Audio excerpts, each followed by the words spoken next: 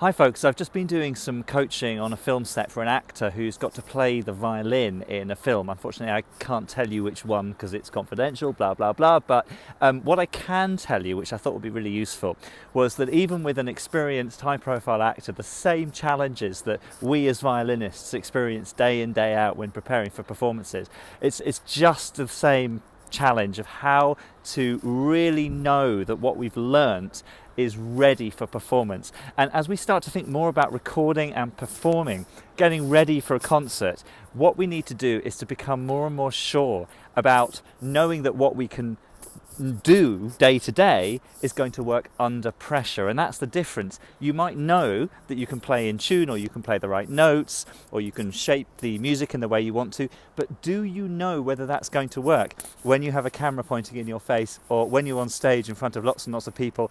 That is the question, which is absolutely crucial to what I call performance training or performance coaching. So as you move from learning a piece of music to getting a piece of music ready for a concert, what you need to do is to start shifting your practice approach on that particular piece so that you're moving more to a phase of testing. So, okay, you know you can play it in tune, you know you can play it in time, and you know you can play it with a good sound.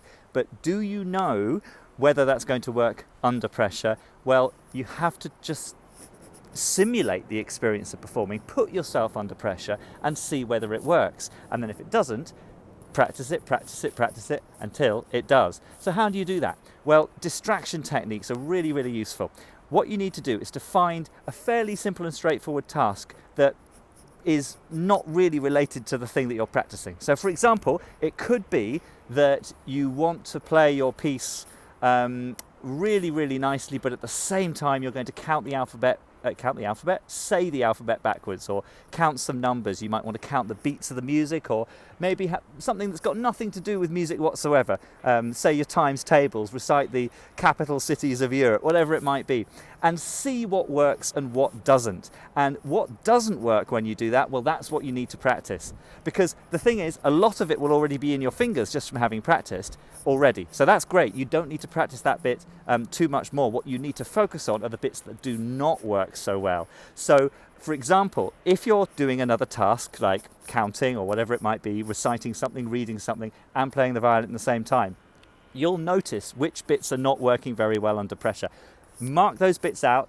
Tell yourself, right, I'm going to practice those slowly, and then I'm going to try again and test again. So that's a really, really useful tip for practice. I want you to try incorporating that into your practice as we go nearer towards a concert, and make sure that every single time you know that you can play something, ask yourself the question, will it still work under pressure? Will it still work when the adrenaline is flowing, when the camera is recording, when the audience is there? If you don't know the answer, that's a sign that you need to test and test and test again until you do know the answer, and the answer is yes. Good luck, happy practicing, see you soon.